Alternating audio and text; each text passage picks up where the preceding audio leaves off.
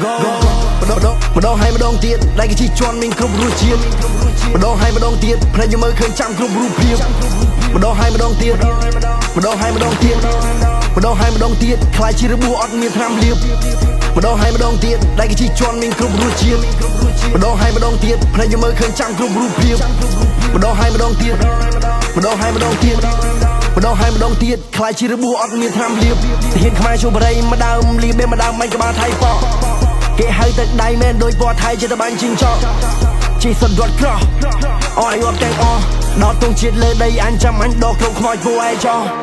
Don't play with us, don't play with us ចិត្តជាទាហានលេងមិនដែរខ្លាចជាមេហើយអញគ្មានពាក្យតែចាញ់ដែរទោះហើយវាយអត់ទម្លាក់ដៃទេអូក្បាលលេងមកផឹកទឹកតែជួបបរិយម្ដើមវាញ់ចាមកឲ្យដើរចូលពួយខ្មែរខ្លាំងពួយខ្មាំងរត់ចោលរោលេងមានហើយលុយលោកបងមានតែក្អែកនឹងថ្មាតបងខ្មោចឯជាចំណៃសត្វងប់គោជើងអត់អ្នកប្រមូលក្តឹបទាហានលំមែលំមកមកច្បាំងជាមួយម្ចាស់នគរថៃយកជីវិតលេងក្នុងសង្គ្រាមខ្មែរយកឈាមនឹងជីវិតទៅបដូរវាអួតថាប្រទេសអ្នកមាន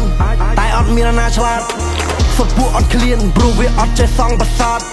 រើយកផ្លូវសង្គ្រាមលេងខ្លាចគេបោអាក្រាតខំលួចពេកភ្នែកឡើងលៀនពួយអាញៀនទួយខ្មែរសំអាតម្ដងហើយម្ដងទៀតដៃគេជីជន់មានគ្រប់រសជាតិម្ដងហើយម្ដងទៀតភ្នែកយើងមើលឃើញចាំគ្រប់រូបភាពម្ដងហើយម្ដងទៀតម្ដងហើយម្ដងទៀតម្ដងហើយម្ដងទៀតខ្លាចជារបួសអត់មានថ្នាំលាបម្ដងហើយម្ដងទៀតដៃគេជីជន់មានគ្រប់រសជាតិម្ដងហើយម្ដងទៀតភ្នែកយើងមើលឃើញចាំគ្រប់រូបភាពម្ដងហើយម្ដងទៀតម្ដងហើយម្ដងទៀតម្ដងហើយម្ដងទៀតខ្លាចជារបួសអត់មានថ្នាំលាបចង់បានដីខ្មែរឬឯងគិតថាដីបងរំលោះអញបដូរជីវិតដែរលេងគិតរឿងងាប់រស់អញដកកំភ្លើងបាញ់បងបាក់ជើងមុនអញបួស